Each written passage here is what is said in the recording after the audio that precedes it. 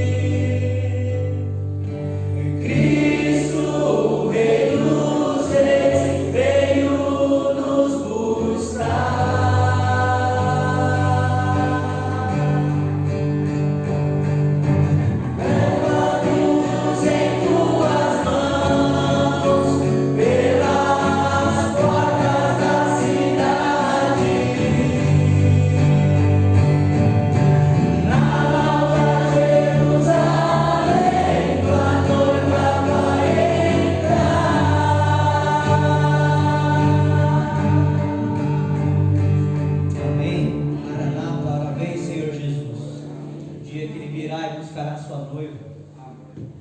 Nós vamos entrar na Nova Jerusalém, pelas portas da cidade. Amém? Amém. Amém. Jesus Cristo, Ele nasceu, Ele veio para morrer por nós. Nós sabemos que Ele é poderoso para nos guardar, para nos livrar dos inimigos, das ciladas dos inimigos. Vamos cantar quem é poderoso para nos salvar.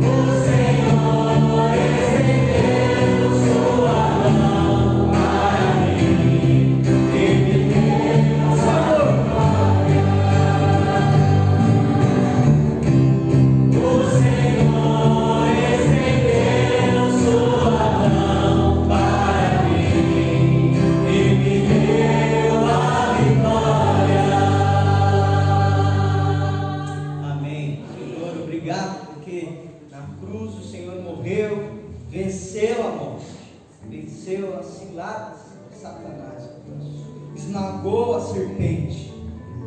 Nós te agradecemos por tua vitória. Nós sabemos que ao terceiro dia o Senhor ressuscitou como tinha prometido, e nós cremos nisso. Nós cremos no Senhor, na sua salvação. Por favor, a Deus, o Senhor possa usar o teu servo neste momento, trazendo a tua palavra, que nós possamos ser edificados, exortados, que haja salvação na sua casa, se for da tua vontade.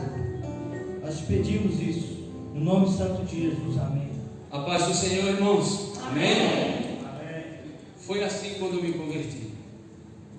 Mas passando-se o tempo, a paz do Senhor foi se transformando em boa noite, bom dia, boa tarde. Mas confesso para os irmãos, tanto os que estão aqui na igreja, como os que estão em casa, que eu me sinto mais confortável com a paz do Senhor do que o bom dia. O bom dia me remete apenas ao dia que nasceu, que vai acabar em 24 horas. mas quando eu sou cumprimentado com a paz do Senhor, às vezes por irmãos de outras denominações, isso me remete ao dia em que Jesus Cristo me salvou, lá na minha cidade, pequenininha. E eu gostaria de convidar você, hoje à noite, a fazer uma viagem no tempo. Já andou aí de espaçonave? Os mais jovens vão lembrar, antes de orar, eu queria só falar isso. Os mais jovens vão lembrar de um filme aí, que, se eu não me engano, teve 3 episódios, chamado De Volta para o Futuro, né? Quantos jovens lembram disso aí? Os de casa vão também estar cutucando, eu assisti, né? De Volta para o Futuro, era um filme meio louco, mas os loucos gostam disso e eu gosto. Então eu também sou louco, né? Eu gosto de filme de aventura, de ficção, essas coisas assim. Mas na minha época também tinha essas coisas. Quando eu era jovem, não na cidade de Barbacena, mas na cidade de Buqui, passava um seriado às 6 horas da tarde, talvez o pastor Marcos vai lembrar. Lucas não é da sua época, mas talvez você pesquisando na internet você acha, outros aqui vão talvez ter assistido, chamado Túnel do Tempo. Sabia que ele ia lembrar? Túnel do Tempo. Quantos assistiram isso? Olha aí, olha, revelando as idades aí, todo mundo, né? E sabe, era numa TV chamada Tupi, a extinta TV Tupi, passava esse seriado, né? E tinha 2 homens, 2 cientistas, que eles resolviam os problemas do presente voltando ao passado. Ele tinha um túnel, né, atrás deles, assim, e esses 2, eles eram de alguma instituição aí americana de cuidado da segurança do país, né? E do mundo, né? Sempre os americanos colocam isso, que eles defendem o mundo, protegem o mundo e tal. E ali eles entravam naquele túnel e eles iam para aquela época que não foi resolvido alguma coisa, ou que alguma coisa se perdeu e que estava causando um transtorno no presente, nos dias atuais. E era bem divertido, né? E eu lembro que quando terminavam esses filmes, a gente na rua ficava se rodando pelo chão para dizer que era o túnel, e era muito bom. Tudo isso faz parte dessa ilustração para que a gente possa voltar àquilo que é a base da nossa fé, a Bíblia. E não somente a Bíblia, mas a igreja primitiva. Vamos orar e depois a gente continua essa viagem no tempo através dessa espaçonave. Tá bom? Nosso Deus e Pai, mais uma vez agradecemos o privilégio que é de estarmos nesse país chamado Brasil, onde nós temos a liberdade de expressão, onde nós temos a liberdade de culto, onde o Senhor tem nos permitido, ó Deus, a livre pregação do Evangelho. O Senhor tem permitido nesse nosso país de sairmos às ruas falando, cantando, anunciando sobre aquilo que o Senhor Jesus Cristo fez na cruz do Calvário, sem termos nenhum tipo de perseguição. Ao mesmo tempo que agradecemos isso, ó Deus, esse conforto, esse privilégio, também nós queremos rogar ao Senhor por aqueles irmãozinhos queridos e amados que estão espalhados pelo mundo, em países onde a perseguição é assolada contra os cristãos, igrejas que são derrubadas, pessoas que são presas, ó Deus, por causa da sua fé, pessoas que perdem as suas vidas em pleno século XXI. Estamos vendo isso, mas parece que isso não tem nos incomodado. Então rogamos por estes, ó Deus, que estão nesse momento encarcerados, por levarem o nome de Jesus Cristo. E nessa noite, abre nossas mentes, para que possamos retornar ao passado, para servirmos melhor no presente. É em nome de Jesus Cristo que oramos assim. Amém. Irmãos, o título da nossa mensagem hoje, vou ler daqui a pouco um texto como introdução: adorando e servindo a Deus como a igreja primitiva. Vamos abrir lá em Atos capítulo 2. Adorando e servindo a Deus como a igreja primitiva. Atos capítulo 2. E nós vamos ler apenas 2 versículos, porque depois eu vou ter que voltar aqui de novo nesse texto. Então, Atos capítulo 2, versículo 40 e 41, nos preparando aí para começarmos essa viagem. Temos alguns pontos de parada, né? Ela vai viajando nesse túnel do tempo, e vamos parando em alguns lugares. Então, Atos capítulo 2, versículo 40, 41 diz assim, eu estou lendo na NVI, tá bom? Com muitas outras palavras os advertia e insistia com eles: salvem-se desta geração corrompida. Os que aceitaram a mensagem foram batizados, e naquele dia houve um acréscimo de cerca de 3.000 pessoas. Algumas versões dizem 3.000 almas. Irmãos, certa vez eu preguei algo semelhante em uma certa igreja. Eu ainda era seminarista e fui pregar, porque para mim, desde que eu me converti, o modelo de igreja é e sempre vai ser a igreja primitiva. A gente vê a igreja moderna, e não estamos falando de nós agora, né? Não estamos falando de modernismo porque tem um baixolão aqui, né? Privilégio, tem um baixolão, guitarra, violão, de não instrumentos comuns. Não estamos falando desse tipo de modernidade, que isso é comum. A coisa vai andando, o mundo vai andando, as coisas mudam, né? No tempo dos reis era certa música e assim por diante. Mas estou falando dessas igrejas modernas que a salvação de almas não é o foco. A salvação de almas, o livramento de pessoas da condenação do inferno não tem sido o foco. Então a igreja primitiva, para mim, ela sempre vai ser a minha inspiração, porque o foco da igreja primitiva sempre foi salvação de almas. Pastor Silvio compartilha com a igreja o sonho de ter aqui dentro 200 pessoas. Eu oro para que sejam 200 salvos, e nós vamos entender. Encher a igreja de pessoas é a coisa mais fácil do mundo. Certa vez, quando eu dirigi os jovens na cidade de Barueri, fiquei 6 anos com aqueles jovens, e nós crescemos de uma cozinha de 4 jovens, para no dia que eu fui ao seminário, nós tínhamos já 72 pessoas, 72 jovens, mas eles tinham pressa em crescer. E logo nos primeiros anos, acho que nos 2 primeiros anos, eu fui confrontado por alguns jovens, e sabe, a gente precisava fazer algumas coisas diferentes, porque as outras igrejas têm tantos jovens, e a gente tem um pouquinho. Naquela época, eu acho que 2 anos ainda só tínhamos 12, 14 jovens por aí assim, e eu disse: olha, eu prefiro ir com calma, esperar o tempo, e enchendo as cadeiras lá também, embaixo da cadeira, de jovens salvos, não de jovens aventureiros. Então vamos trabalhar para ganhar jovens, e pela graça de Deus, ano após ano, o Senhor foi acrescentando almas, acrescentando jovens que foram recebendo a Cristo como Salvador, entregando suas vidas, constituindo famílias dentro da igreja. E hoje é uma grande maravilha ver a maioria dos jovens servindo ao Senhor ali naquele lugar, e não só lá, mas também fora, porque a cidade, a igreja de Barueri, ela enviou muita gente, inclusive esse já velho aqui, para o seminário, para servir ao Senhor. Muitos jovens hoje estão espalhados: Brasília, Santarém, Oswaldo Cruz, né? Rio Grande do Sul. Tem jovens que nasceram naquele grupo e que hoje são pastores com suas esposas e servindo ao Senhor. E isso tem sido gratificante para mim.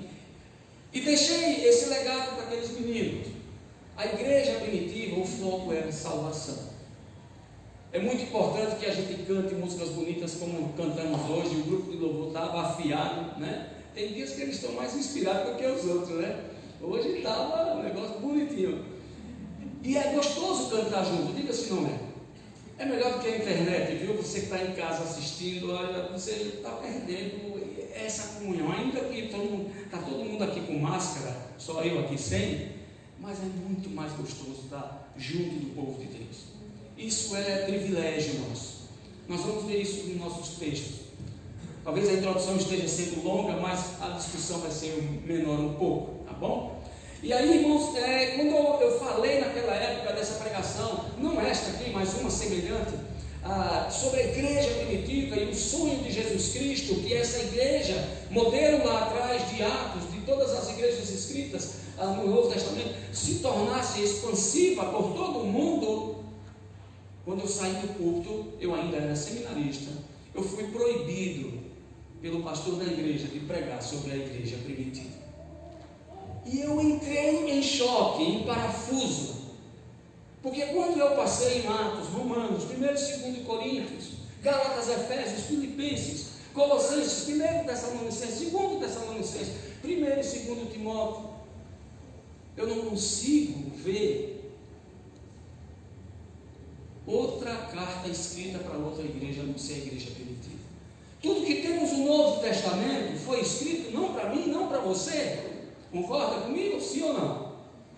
Mas foi para uma igreja lá no passado, que estava nascendo e que hoje nós devemos olhar para ela e dizer: olha, esta igreja era assim que ela se portava, era assim que ela era aprovada por Deus, vamos imitá-la. E de fato foi assim. Tirando algumas cartas que foi escrita para líderes, né, como Timóteo, Tito, Filemon, né? Hebreus foi para o povo hebreu, João, o próprio Pedro. Mas tirando algumas cartas que foram escritas, todas elas foram escritas direcionadas a uma igreja. Olha, façam assim, andem assim. 1 e 2 Coríntios, Paulo escreve dizendo: não sejam carnais, não ajam como carnais, mas ajam como espirituais. Filipenses, Colossenses e Tessalonicenses, as 4 cartas, Paulo diz: olha, muito me alegro com o trabalho de vocês. O evangelho tem sido espalhado por aí afora, pela avidez que vocês têm pelo amor a Jesus Cristo. E você vai olhar para Efésios e vai ver Efésios ali alertando, Paulo dizendo aos irmãos de Éfeso: olha, sejam, andem, brilhem como filhos da luz.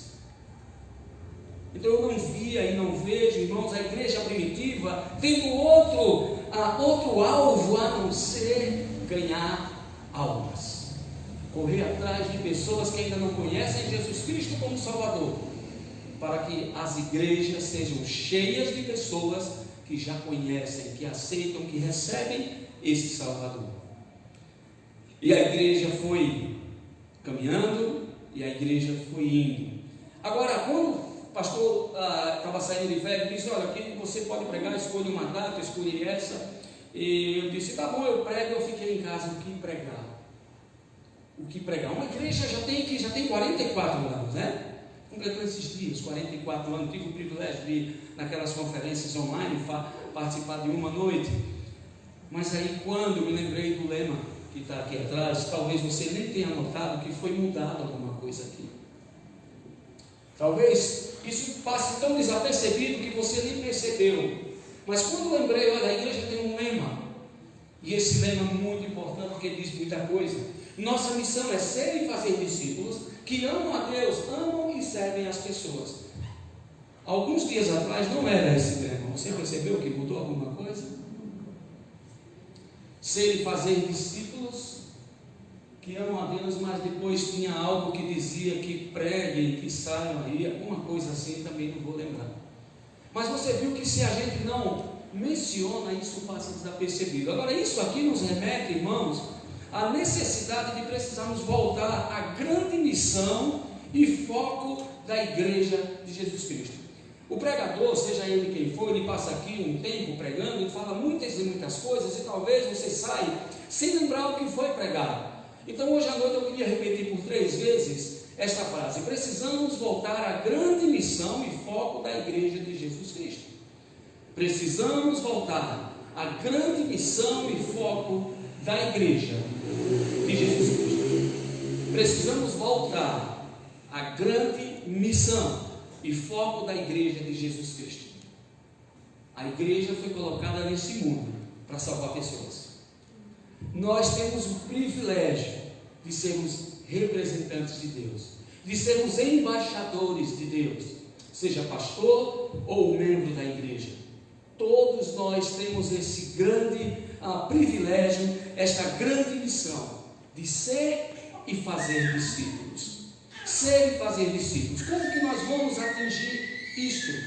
Colocando em prática as ideias do Senhor Jesus Cristo. Mateus 28, vamos abrir lá. Nós vamos abrir alguns textos. Hoje não vai ser uma pregação expositiva no sentido de ficar preso a um texto, mas vamos ver a necessidade de cada coisa aqui.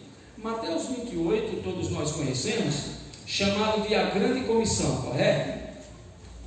A grande comissão. Então nós precisamos, como igreja, olhar para a igreja primitiva e colocar em prática as ideias ou os ideais de Jesus Cristo. Então, em Mateus capítulo 28, do versículo 16 em diante, vai dizer: os 11 discípulos foram para a Galiléia, para o monte que Jesus lhe indicara. Quando o viram, o adoraram, mas alguns duvidaram. Então Jesus aproximou-se deles e disse: foi-me dada toda a autoridade nos céus e na terra, portanto vão e façam discípulos de todas as nações, batizando-os em nome do Pai, do Filho e do Espírito Santo, ensinando-os a obedecer a tudo o que eu ordenei a vocês. E eu estarei sempre com vocês até o fim dos tempos. Então, irmãos, aqui nós vimos a primeira necessidade de voltar à igreja primitiva. E lembre-se que eu ainda não parei com aquela nave que nós vamos para o túnel do tempo com ela. Então, a igreja primitiva, ela não tinha nascido ainda, porque aqui não era o grande dia de Pentecostes, ainda Jesus Cristo estava na terra, o Espírito Santo ainda não havia descido, mas ele já estava trazendo, ou dando, entregando essa incumbência, essa responsabilidade aos discípulos, de fazer discípulos, de serem discípulos e fazerem discípulos. Ele disse: então vocês vão continuar isso. E o lema desta igreja é isso. Pode colocar lá, irmão, por favor? Nossa missão é ser e fazer discípulos. Este é o foco da igreja. O foco da igreja, irmãos, é fazer com que a sociedade note que há um povo de Deus aqui neste lugar. E não é notar que há um povo de Deus aqui neste lugar porque ele passa na rua de vez em quando no horário dos cultos e tem um grupo de pessoas cantando harmoniosamente. Não. Eles devem perceber que há um povo de Deus aqui nesse lugar, com as nossas ações, com as nossas atitudes, com os nossos gestos de amor pelo próximo. As pessoas precisam entender isso. Muitos e muitos estão fazendo discípulos nesse momento, mas que tipo de discípulo? Discípulos de Allan Kardec. Tem muita gente nas ruas hoje praticando boas obras com a intenção de ganhar essas almas para o espiritismo. Outros estão ganhando para outro tipo de denominação. Mas a pergunta que eu faço é: será que a preocupação desta alma está na eternidade com o Senhor Jesus Cristo, ou está se ensinando heresia? O interessante é que esta ordem de ser e fazer discípulo, ela é cumprida rapidamente. Nós sabemos o texto de Atos capítulo 2, versículo 38 a 47, não vamos ler hoje, mas se quiser colocar aqui atrás, é uma ordem cumprida rapidamente. Lemos o versículo no instante. A igreja, ela começou em Jerusalém, com os apóstolos ali presentes, e naquele momento há um crescimento, como lemos naquele texto de introdução, de 3.000 pessoas. Agora você deve lembrar, você percebe que Lucas hoje ensinou um pouco da cultura judaica, né? No estudo de Tiago, e aqui também há um pouco de cultura judaica também, porque eles não contavam as mulheres, jovens e crianças. Porque para o judeu, o que era importante era o pai, o patriarca, o homem. Então quando ele dizia: olha, tivemos aí nas festas da cabana 5.000 homens, para eles era uma glória, porque eles multiplicavam isso pelo número de filhos, pelas esposas. Agora você imagine, povo judeu, o povo que gostava de fazer filho. Você vê da história judia, né? Era gente demais, então não era só 5.000 homens. Então a preocupação aqui de mostrar que 3 homens maduros, em idade de ser patriarca, em idade de ser um chefe de família, tinham aceitado a palavra de bom grado. E houve um acréscimo na igreja de 3.000 almas, como vemos aqui nesse versículo 41, os que aceitaram a mensagem foram batizados, e naquele dia houve um acréscimo a cerca de 3.000 pessoas. Mais à frente, em capítulo 4, versículo 4, esse pode colocar aqui atrás, Pedro e João foram repreendidos em outra situação, e aí nessa repreensão ele prega a palavra, e os fariseus, os saduceus, tentando reprimir João e Pedro de falar a palavra, mesmo assim ele prega. Antes há uma cura e tanta coisa que acontece, mas aí, nesse versículo 4, note comigo, Atos capítulo 4, versículo 4, mas muitos dos que tinham ouvido a mensagem creram, chegando o número dos homens que creram perto de 5.000. A coisa agora começa a crescer. Então, o ser e fazer discípulo da igreja primitiva começa a ser executado este plano rapidamente. Primeiro 3.000, agora 5.000 pessoas. E aqui no original, irmãos, é homem mesmo, macho, né?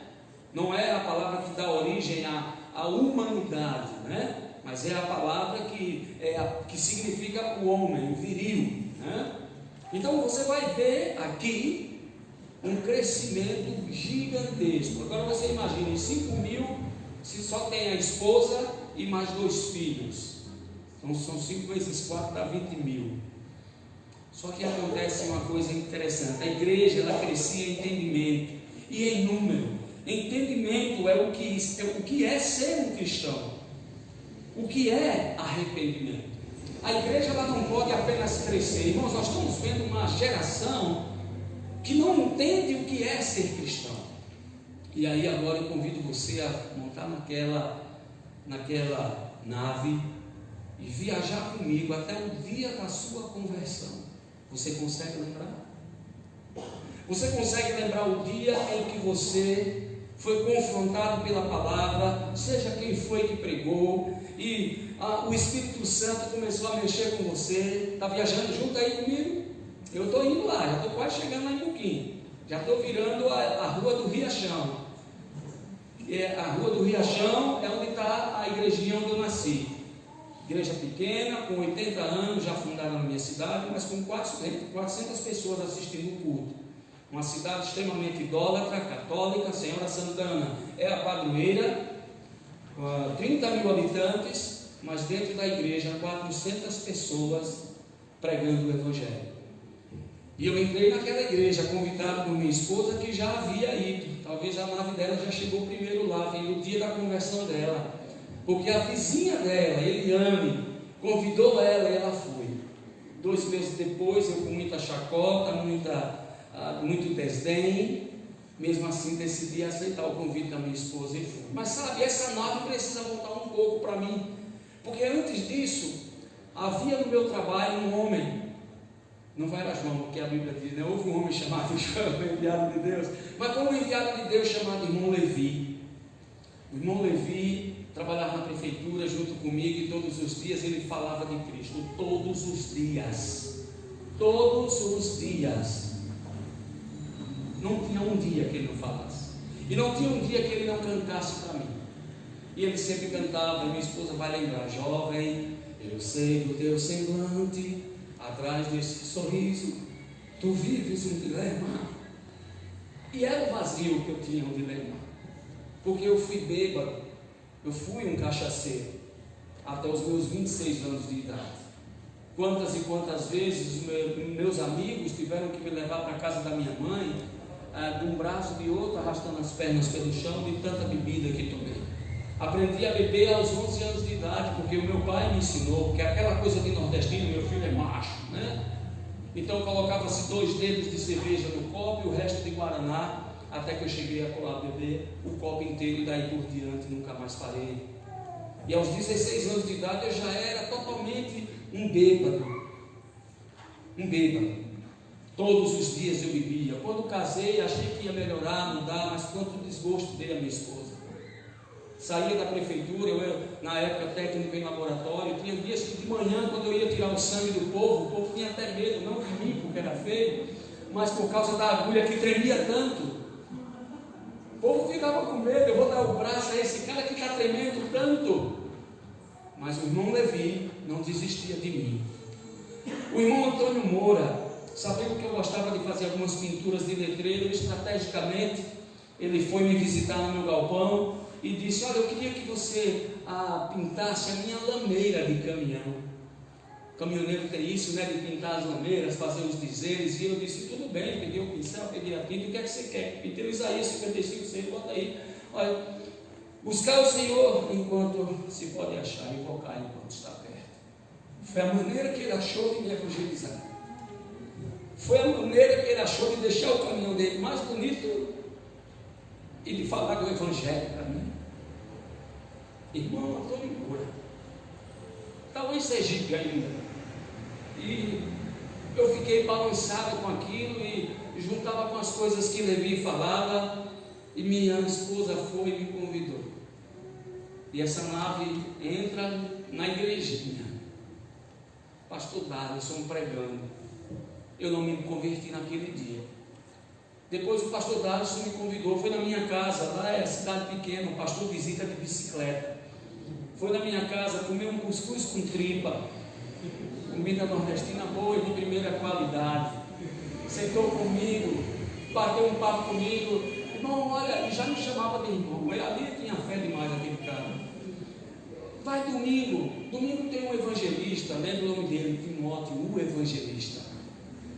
E naquele dia, pregando em Gênesis capítulo 6, me lembro como se eu estivesse vendo ele na minha frente hoje.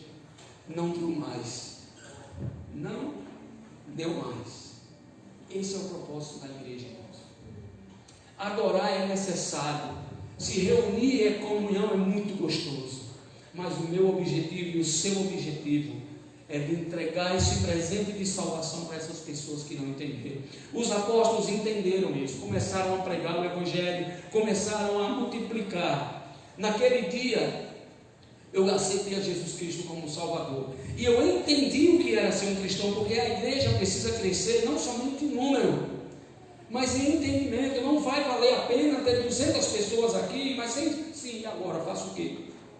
Você precisa entender qual é o seu papel dentro da igreja. Você precisa pôr em prática os ideais do Senhor Jesus Cristo, ser e fazer discípulo, porque senão nós vamos criar uma geração que não sabe qual é o privilégio, a alegria, a emoção, a euforia de na sua frente um amigo que você falou do Evangelho, pregar o Evangelho, se converter e aceitar o Evangelho. Senão nós vamos ter uma geração que passa semanas e semanas e nunca distribuiu um folheto na vida, nem sabe o que é um folheto cristão. E apenas vamos ficando nas nossas reuniões particulares, sabe? Uma vez uma mulher chegou para um pastor amigo meu, e na igreja onde ele pastoreia, e disse: vem aí um dia. Disse: eu já tive muita vontade de entrar, mas eu vejo tudo fechado assim, eu achei que era só para as pessoas, só para os crentes. E a mulher disse isso a ele ficou todo preocupado. Então, irmãos, nós precisamos, como cristãos, colocar em prática. Eu não sei para onde a sua nave foi o dia da sua conversão, mas precisamos fazer isso. E sabe, irmãos, nós também precisamos voltar à grande missão e foco da Igreja de Jesus Cristo, colocando em prática a ordem. Primeiro os ideais, agora colocar em prática a ordem do Senhor Jesus Cristo. Sabe o que acontece? Eu vou ler de novo aqui, em Atos 2, e depois eu vou para outro texto em Atos. Se converte 3.000 pessoas. Versículo 42, ele diz: eles se dedicavam ao ensino dos apóstolos e à comunhão, ao partir do pão, às orações. Todos estavam cheios de temor, e muitas maravilhas e sinais eram feitas pelos apóstolos. Os que criam mantinham-se unidos e tinham tudo em comum, vendendo suas propriedades e bens, distribuíam a cada um conforme a sua necessidade. Todos os dias continuavam a reunir-se no pátio do templo, partiam o pão em casa e juntos participavam das refeições com alegria, sinceridade de coração.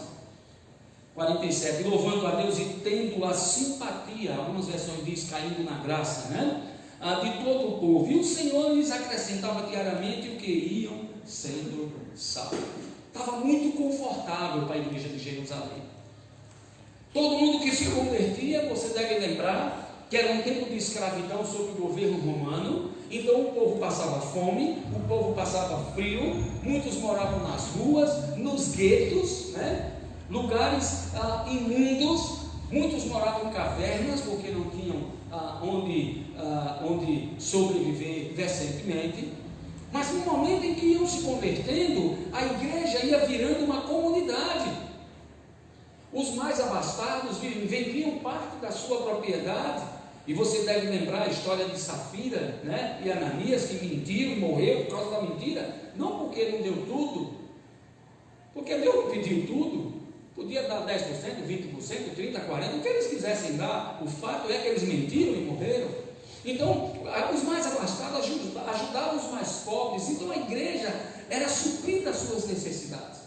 Todos viviam em comum unidade. É o que diz aqui. Em comum unidade. Cada um suprindo a sua necessidade. E Deus vai vendo isso. Então, a ordem do Senhor Jesus Cristo de ser e fazer discípulos e de colocar em prática, amando a Deus, né? Agora vem a segunda parte do tema, que amam a Deus. Não é somente ser, mas é fazer discípulo, amar a Deus. Esse povo agora vai sofrer um incentivo de Deus. Atos 4:4. Olha lá comigo. Pondo em prática a ordem do Senhor Jesus Cristo. Desculpa, não é 4:4. 8:1-4. 8:1-4.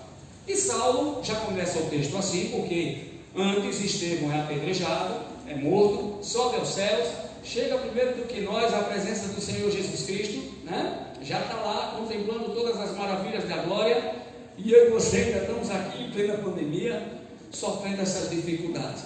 Aí, versículo 1 já começa, e Saulo estava ali consentindo na morte de Estevão. Naquela ocasião, versículo 2, desencadeou-se grande perseguição contra a igreja em Jerusalém. Todos, exceto os apóstolos, foram dispersos pelas regiões da Judéia e de Samaria. Ainda estou no versículo 1, não é verdade? O versículo 2, alguns homens piedosos sepultaram Estevão e fizeram por causa dele grande lamentação. E Saulo, por sua vez, devastava a igreja, indo de casa em casa, arrastando homens e mulheres, e os lançava na prisão. Irmãos, agora nota o versículo 4. Os que haviam sido dispersos pregavam a palavra por onde quer que fossem. Os que haviam sido dispersos pregavam a palavra por onde quer que fossem. Esta é a sua realidade durante a semana? Pare e pense. Nós viajamos no tempo numa nave onde alguém foi responsável pela sua salvação. Eu citei aqui 4 pessoas, na verdade 5. A Eliane, que chamou minha esposa, que me chamou. O irmão Levi, o irmão Antônio Moura, o pastor Darlisson Oliveira e o evangelista Timóteo. Essas pessoas pregaram o evangelho. E a tradução mais correta desse versículo é: aqueles que foram espalhados falavam o evangelho. Falavam o evangelho. A tradução mais correta, por incrível que pareça, a Bíblia mais condenada hoje por alguns é a linguagem de hoje. E ela é a tradução mais fiel ao grego. É a que está mais próxima. Porque está escrito lá bem claramente: Tom logon evangelios. Evangelizavam com a palavra, falavam do evangelho. Está lá escrito, bem claro para todo mundo ver. E sabe, esses irmãos aqui começaram a se espalhar. Note com você comigo que exceto os apóstolos foram dispersos, no versículo 1. Os apóstolos ficaram. Então cai por terra aquilo que pastor Silvio também concorda. Por esses dias ele falou aqui na igreja, antes de sair de férias. Temos que apagar da memória dos irmãos, dos crentes, dos cristãos, que é responsabilidade do pastor, do seminarista, nós podemos chamar assim ainda, não sei, já formou, não sei como é que está a sua situação, né?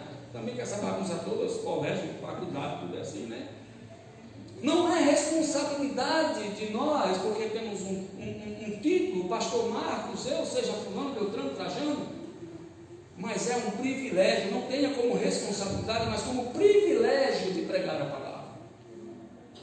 Porque senão, irmãos, volto a dizer, vamos criar uma geração que não sabe a alegria que é ver um pai que vai para o inferno receber a Cristo como Salvador. Vi jovens na minha vida ganhar os seus próprios pais. Vi pais ganhar a sua própria família para o Senhor Jesus Cristo, sem a presença do pastor. E pastor João Caetano não vai ter esse galardão de ter ganhado a família do Bitonho, do irmão Antônio de Barueri. Irmão Antônio, que por diversas vezes trabalhamos juntos na construção de igrejas. Irmão Antônio evangelizou a filha, evangelizou a esposa do jeitinho dele, sem anel no dedo de formatura, sem canudo de seminário, mas usado grandemente pelo Espírito Santo de Deus. Amém? Amém. Temos que botar uns cadinhos, vocês sabem o que é cadinho, né? De derreter ouro, derreter prata, embaixo dessas cadeiras, com fogo, para que a igreja volte ao fogo. Irmãos, eu sou de um tempo que quando se convertia uma alma, a gente gritava de alegria.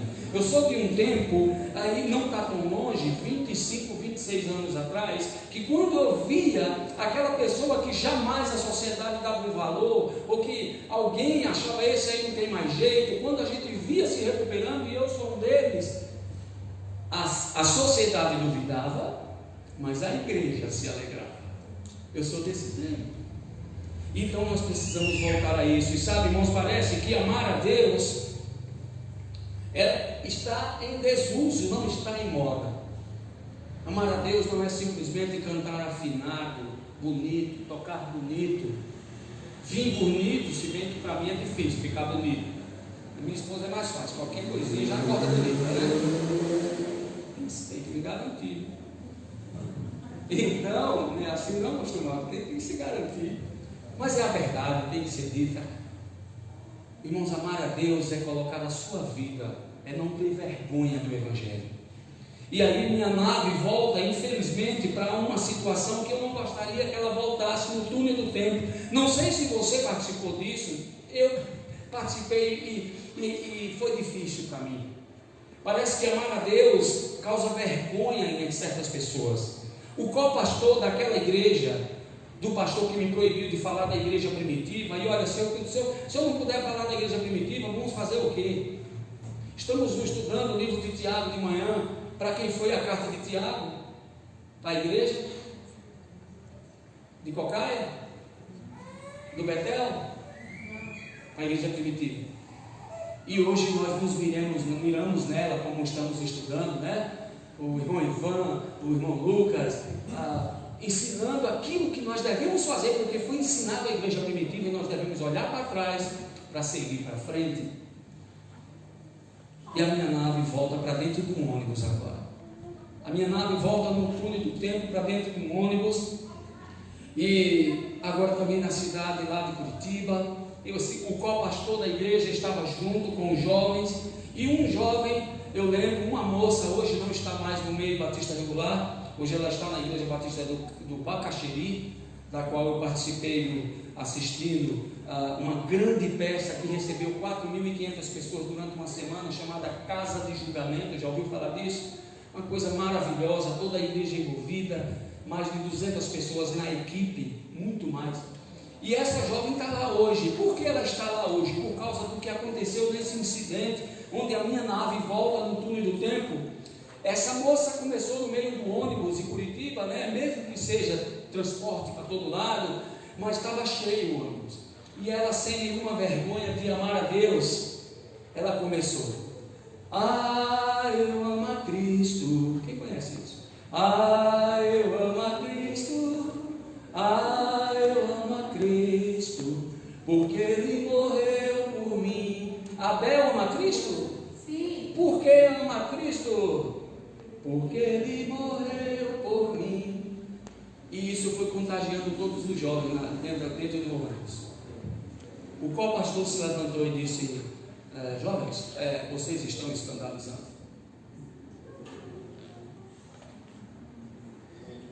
A mais pura e genuína demonstração de amor dos jovens, sem ter nenhuma vergonha, dentro do ônibus, com incrédulos ouvindo aquela alegria, foi chamada de escândalo.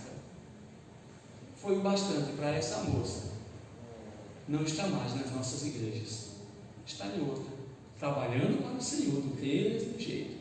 Aliás, acho que é até melhor. Então, irmãos, a gente precisa amar a Deus amando as pessoas. E a forma como ela encontrou de mostrar que ama as pessoas foi mostrar que ela ama a Cristo, que não tem vergonha de servir a Cristo. E aí nós estamos presos ao comodismo, como a igreja estava aqui. A igreja estava tão acomodada porque tudo estava sendo suprido, na verdade.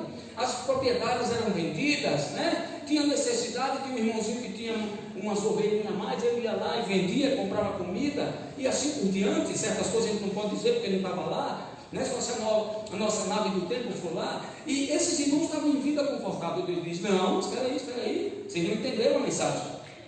E recebereis poder, Atos 1:8, ao descer sobre vós o Espírito Santo, e sereis minhas testemunhas, tanto aqui como Samaria, Judéia e até os confins da terra. Tem que sair. Eu disse: já sei, vou usar aquele que daqui uns dias vou chamar também para ser o meu grande servo, Saulo. E o texto vai dizer que Saulo assolava todas as casas, e o povo agora começa a correr. Agora você imagine, a Bíblia nos diz que, exceto todos, a palavra é todos, no versículo 1, capítulo 8, todos, exceto os apóstolos, foram dispersos. Todos. Ou seja, quanto foi que a Bíblia disse agora há pouco, em 4:4, que já haviam se convertido? 5.000, com maridos, né? Agora esposas, os filhos, todo mundo saindo em caravana, e um prega aqui, outro prega lá, e assim por diante. O Evangelho vai e chega até o dia que te alcança. Porque se a ordem de Atos 28, como eu absurdamente ouvi um dia, uma certa pessoa dizer: ah não, essa ordem da grande comissão foi apenas para os 11. Eu só olhei para a pessoa e disse: meu querido, sinto muito em te dizer, você estaria no inferno hoje. Se essa sua teoria, essa sua teologia corrompida fosse apenas para os 11, hoje você estaria condenado ao inferno. E ele parou e começou a pensar. Hoje, infelizmente, ele está bem fora dos caminhos de Deus. As coisas acontecem, mas assim. E sabe, irmãos, o comodismo é uma perseguição. No momento nós estamos assim. Nós estamos assim. Eu não gosto de falar assim: ah, a igreja tal, igreja. Não, nós estamos assim. Nós precisamos sair do comodismo. Você já parou para pensar como vai ser fácil o dia? Como vai ser fácil o dia que o governo disser, melhor assim, né? No dia que ele fizer um decreto e dizer: as igrejas têm que ser fechadas, vai ser, baba de quiabo para eles. Nessa pandemia nós estamos tendo uma pequena amostra do poder de Satanás. Não estou dizendo com isso que a pandemia, a doença, o vírus, foi ele que trouxe, mas ele se aproveita de toda e qualquer situação. Porque está escrito lá em Pedro: o diabo, ele anda ao derredor, procurando alguém para devorar. Ele procura uma brecha. E a brecha hoje da pandemia é exatamente o decreto. As igrejas estão permitidas fazer cultos porque foi considerada gênero de primeira necessidade, conforto psicológico, conforto emocional, conforto espiritual, desde março. Desde março. Mas o nosso país, corrompido do jeito que é, o presidente, não estou defendendo ele é igual a um síndico de prédio. O síndico, ele não pode chegar e trocar todas as fechaduras da porta se não tiver uma reunião de condôminos. Se ele fizer isso, ele perde o cargo de síndico. E o presidente no Brasil, o sistema brasileiro de política é exatamente isso. O governador manda mais do que o presidente, mas por sua vez o governador também tem menos poder do que o prefeito da cidade. O prefeito pode fazer uma lei maior do que o governador. É organizado, né? Na minha época, lá na nave do templo, lá de Deus, chamava-se bagunça. Hoje é organização. E aí Satanás pega isso. O de lá de cima disse que pode abrir as igrejas, mas você vai dizer: não pode. Não pode. Ah, tá bom, mas pode ir para o Grajaú, que nem meu filho vai toda segunda-feira. Ele está trabalhando em home office, mas ele precisa toda segunda-feira ir para o trabalho.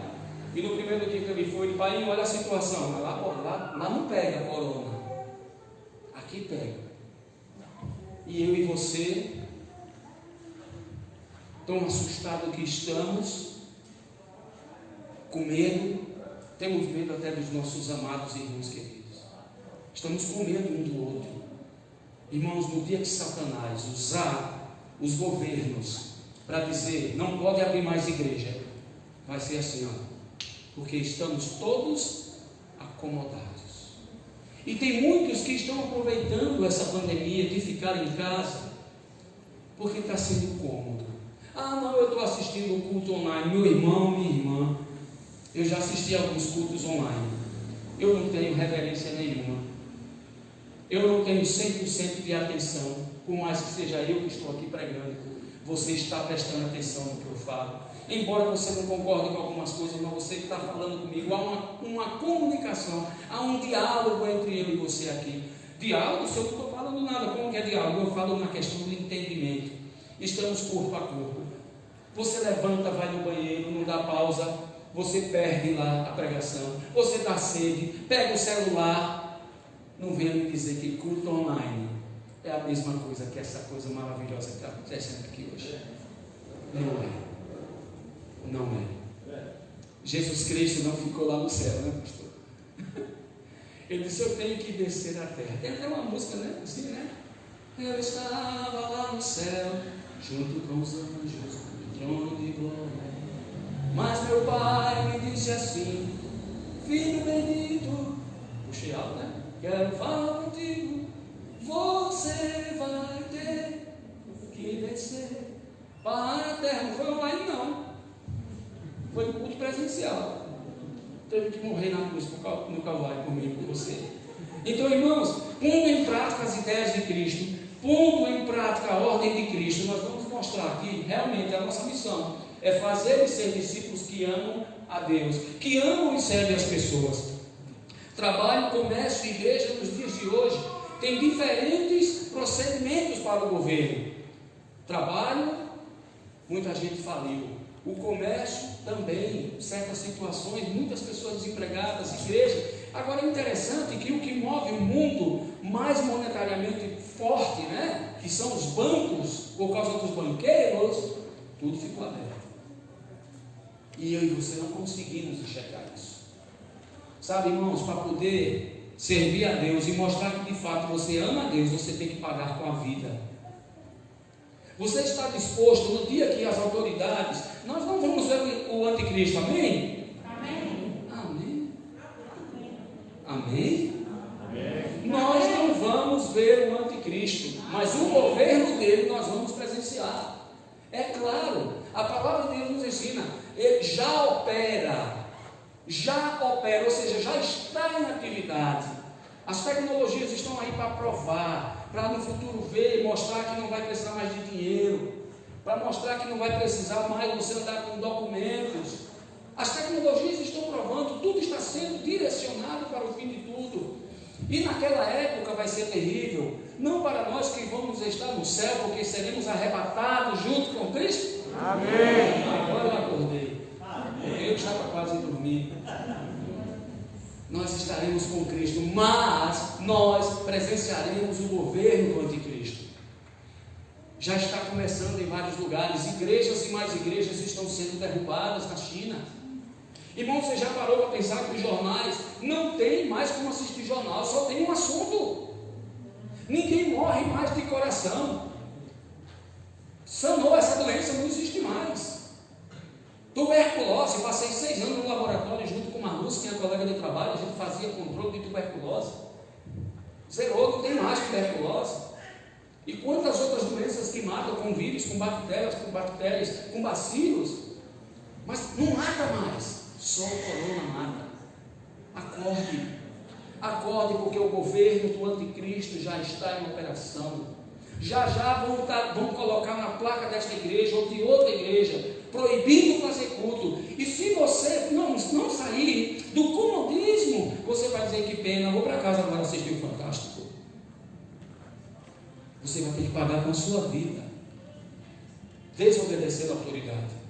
É tema para outra vez, né? Atos 5:29, né? João e Pedro confrontados. Já disse a vocês para não pregar, rapaz? Ah, mas importa obedecer a Deus do que aos homens. Está disposto? Pondo em prática, irmãos, o caráter de Jesus Cristo. pondo em prática o caráter de Jesus Cristo. E essa é a parte mais difícil. Amar a Deus, até que a gente consegue falar de Cristo de vez em quando, mas colocar em prática o caráter de Jesus Cristo, servindo as pessoas, é bem complicado. Tessalonicenses capítulo 1, vamos lá? 1 Tessalonicenses, já estamos caminhando para o fim, viu? Ainda não é nem meia-noite, que a igreja primitiva também teve uma ocasião que pregaram até meia-noite. Aí morreu um lá, um jovem chamado Eutico. A não ser que Lucas e pastor Marcos possam fazer isso, eu não posso ressuscitar quem morreu, né? Então, Atos capítulo 1, Atos, Tessalonicenses, é que eu tenho que voltar para Atos, está uma anotada aqui, mas eu não vou voltar lá agora. 1 Tessalonicenses capítulo 1, versículos 3 a 10, eu quero que você veja o caráter dessa igreja. Note bem o caráter dessa igreja. Essa igreja imitava Jesus Cristo. E eu quero que você note uma coisa: o culto naquela época não tinha música, não. Para começar, eles não tinham igreja.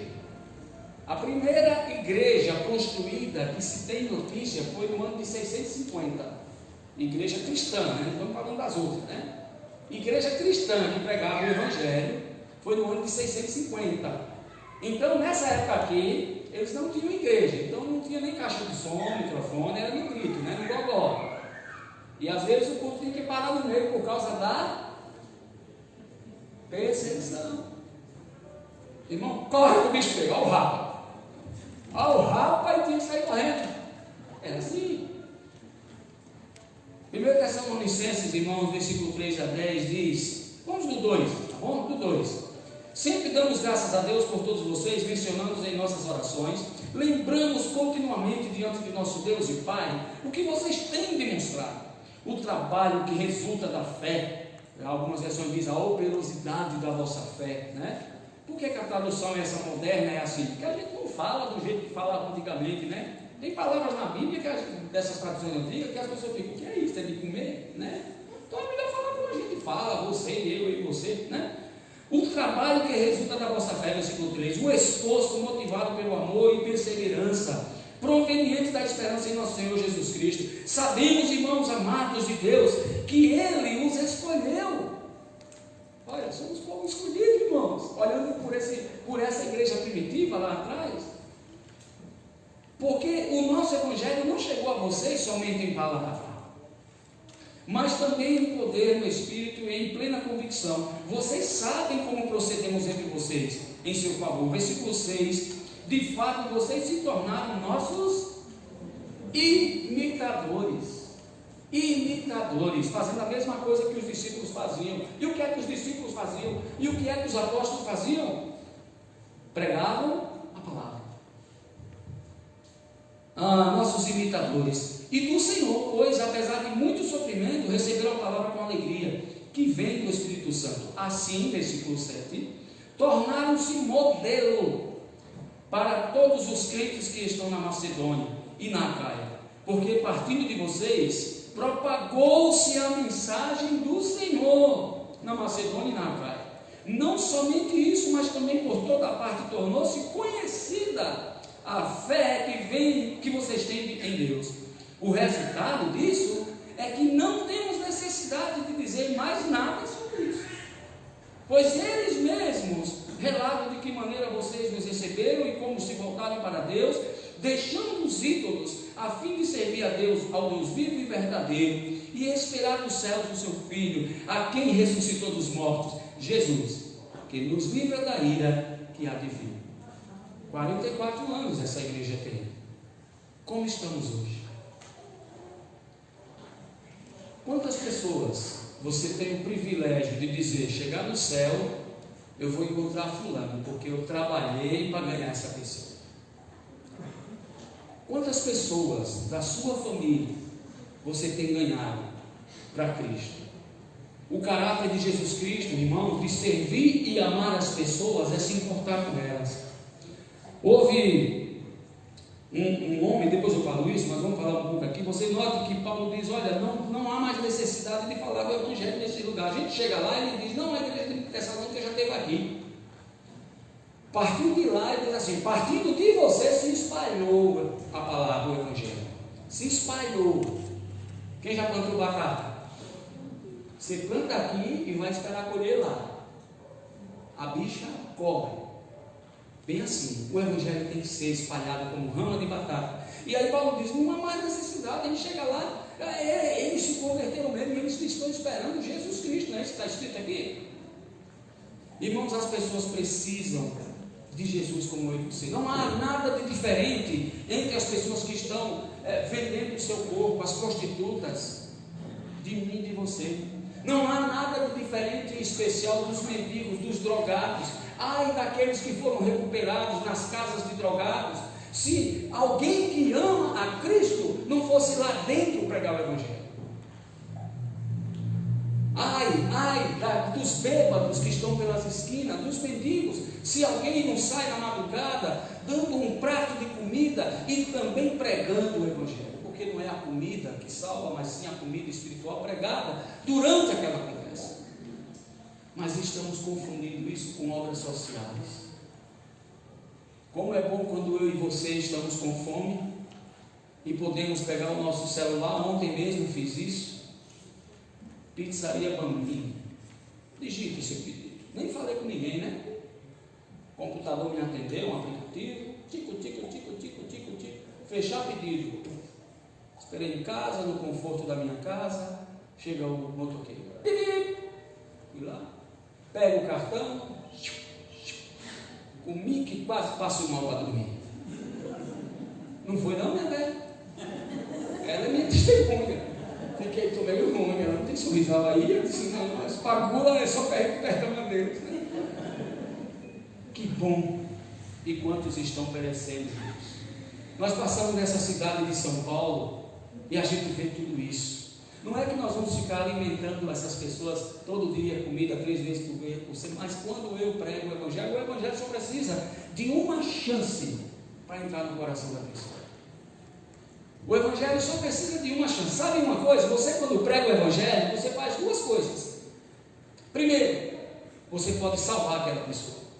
Segundo, você torna ela indesculpável diante de Deus. Acabou. E você também.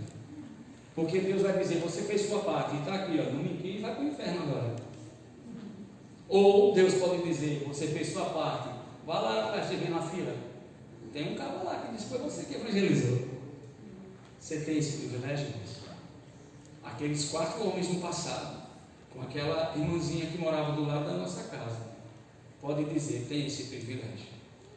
E aí, voltando um pouco mais a essa nave, eu todo impactado pela salvação, crendo que aquilo era verdade, e de fato é ou não é? Amém? Amém. É verdade. E eu todo eufórico, eu disse: eu preciso falar para as pessoas. Comecei a falar com meus parentes, com meus amigos, minha mãe. Não deu certo, né? Mas aí Deus me conduz para o Sérgio, um rapaz que trabalhava comigo na serralheria. Eu tinha uma serralheria lá em Sergipe. E entre uma solda de portão e outra, nós paramos para tomar uma tubaína baré. Naquela época tinha coisa gostosa, não era esses refrigerantes de hoje em dia, né? Baré cola, coisa boa. Tutti-frutti, todo mundo tomou aí. E aí, meus queridos, conversa vai, conversa vem. Eu disse: rapaz, o mundo vai acabar, tudo isso aqui vai ficar. Eu não sabia o que dizer. Sabe quando você sabe? 6 meses de convertido, ia fazer o que da vida? Não sabia nem procurar João 3,16. Eu só falava isso: Jesus mudou. GG, na minha cidade me chamam de GG. GG, mas o que mudou assim em você? Rapaz, lembra como eu bebia? Então não tem mais necessidade, não tem mais. Como assim não tem? E fomos conversando. E aí no final da conversa ele disse: eu quero esse Jesus, GG. Irmão Sérgio morreu alguns meses depois, mas morreu sábado no Senhor. Foi para a nossa igreja, onde ele converteu, levou a esposa, criou a filhinha, mas alguns meses depois morreu. Estou doido para chegar no céu. Pena que lá ele vai ter os dentes e tudo, porque ele tem uma bocona sem dente, e aí eu também, né? Eu e ele, a gente ri. Mas lá no céu vai ser perfeito, quem sabe eu nem conheço o irmão Sérgio. Então, pelo menos esse eu tenho um privilégio. Certo dia, ainda lá no seminário, quando eu volto mais um pouquinho minha nave aí, estaciono numa rua de terra do lado da casa que eu morava, tínhamos acabado um clube bíblico. E eu vinha com meu filho, na época sem carro, andando e conversando, distraindo ele, e ele me deu na cabeça, e eu sei que não foi um insight, como a psicologia diz, mas o Espírito Santo, como disse a Filipe, capítulo 8 de Atos, diz, né, chega que esse carro aí é porque o carro não está entendendo é nada. Explica para ele, porque ele não entende nada, nem quer nada. E Filipe evangeliza o eunuco e ele ganha o eunuco para Cristo. Eu venho com meu filho naquela estrada de chão, ele pequeno ainda, 6 anos, 7 anos, eu não lembro. Eu disse, Luquinha, e se você morresse hoje, filho, para onde você vai? Filho de seminarista, já deve saber Bíblia de cor, né? Ele só levantou os ombrinhos lá assim, não sei.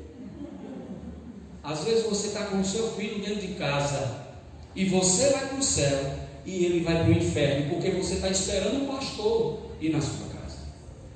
Você está esperando a mulher do pastor, a filha do pastor, o Lucas, o fulano, o Beltrano, seja quem for. Será que não vem aqui me fazer uma visita? Será que não vem aqui falar de Cristo?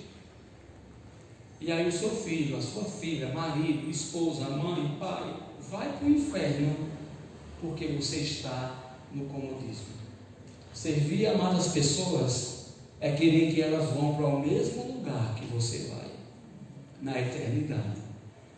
Irmãos, a gente precisa voltar urgentemente. Naquele dia entrei dentro de casa, subimos. Normalmente eu subia, se ele estivesse aqui ele ia me matar, o Lucas. Normalmente a gente subia para o quarto quando chegava da rua para eu dar uns belos tabefe, né? Porque aprontou. Mas nesse dia subimos para eu abrir a Bíblia e ele colocar e explicar o Evangelho. Naquele dia, meu filho, tive o privilégio de apresentar a Cristo e ganhar ele para o Senhor, para o Salvador. Às vezes nasce na casa de crente e a gente comete o erro de achar que filho de crente é crentinho, e não é. Quem convive com os seus é você, não sou eu, nem o pastor dessa igreja. Quem convive 24 horas com os seus é você, e a alegria é sua, o privilégio é seu, o galardão é seu de levá-los ao céu. Então, irmãos, volte à igreja primitiva. Adoramos a Deus aqui, sim, é gostoso, é. Eu não gosto de chegar atrasado, eu moro ali perto, mas quando dá a hora, além de querer ganhar um estacionamento, a vaga também, eu quero estar com vocês. E eu chego, os netos, vamos, já está na hora. Primeiro por causa da Belmira, né? E o Biga, pastor Marcos. E sabe, irmãos, é privilégio. E o maior testemunho é dentro de casa. O maior testemunho é dentro de casa. Para onde a sua nave foi? Ela te conduziu ao dia da sua salvação? Ou você ainda nem sabe se é salvo? Às vezes você nem sabe o que é salvação. Muitas vezes quando a gente conversa com jovens, com certas pessoas, e a gente diz, por que você vai naquela igreja? Porque é tão legal, é muito legal estar lá, os irmãos são tão amáveis. E aí nós vamos nos enchendo de programações, é dia daquilo outro, vamos comer isso, é o dia da feijoada. Estou falando de mim, viu? Fiquei 6 anos e meio em Cubatão, por ano eu fazia 18 programações. O povo não tinha tempo nem para a família, porque eu não deixava eles respirarem. Sábado era dia disso, era dia da vovó, era dia do adolescente, era dia do não sei o quê, e tinha caranguejo, tinha caranguejada, tinha peixe, tinha tudo, só para comer. Só para comer. Nem um visitante, nem uma alma salva. Ganhei pessoas para Cristo, mas nas programações em si, eu ensinei aquele povo que está trancado em 4 paredes, é servir ao Senhor. E não é. Quando a gente entra por essas portas, nesse espaço maravilhoso, é para adorarmos a Deus. Amém. Como o Lucas disse, não é assistir culto. Entramos ali para chegar aqui e adorar a Deus, a gratidão da salvação. Mas quando saímos ali, é que começamos a servir verdadeiramente. Então o que fazer? Fácil.